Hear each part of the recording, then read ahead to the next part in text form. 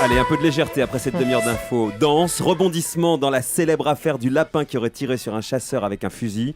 Selon les derniers développements de l'enquête, en fait, ce ne serait pas un lapin qui aurait tiré, mais un renard. Vous tenez cette info d'où, Stéphane Blakowski, bonjour. Bonjour Marc-Olivier, je la tiens d'Interfax, agence de presse russe, qui a fait remonter l'info. Donc les événements se sont déroulés au Bélarus, près de la frontière polonaise. Donc même si vous ne voyez pas exactement où c'est, vous doutez bien que dans le coin, les hivers sont rigoureux. Et c'est pour ça d'ailleurs que les renards qui vivent dans les forêts du coin ont une magnifique fourrure belle, épaisse. Donc l'avantage, c'est que ça les protège du froid.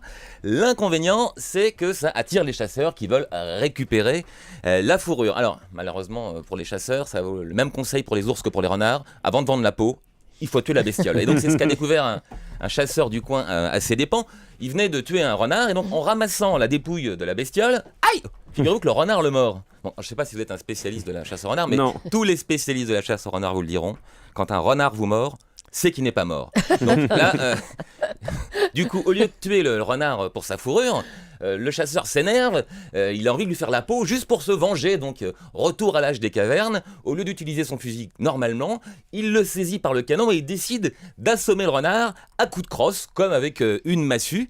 Donc là, l'agence Interfax ne précise pas si le chasseur avait descendu quelques vodkas pour se réchauffer, parce que ce qui est possible, ce qui est une tradition locale, parce que déjà que tenir un fusil avec le canon dirigé contre soi, c'est pas très prudent, mais en plus, tendre la crosse du côté du renard qui agite ses pattes blessées, c'est évidemment encore moins prudent. Résultat, donc, œil pour œil, jambe pour jambe, le renard est parti en boitant, mais le chasseur aussi. Donc, quand j'entends Madame Chantal Goya dire qu'un lapin a tué un chasseur, deux choses. Premièrement, ce n'est pas un lapin, c'est un renard. Deuxièmement, le chasseur n'est pas mort, il a juste été blessé. Donc, Bon alors. je veux dire, il faut quand même arrêter de raconter n'importe quoi aux enfants. Ce n'est pas un lapin qui a tué un chasseur. Heureusement que les vous enfants. êtes là, Stéphane. C'est Allez, de l'info ou pas? oui, c'est de l'info. Interfax. Vous va appeler revenez tout à Chantal l'heure après 9h avec la Dream Team pour bien terminer cette matinale.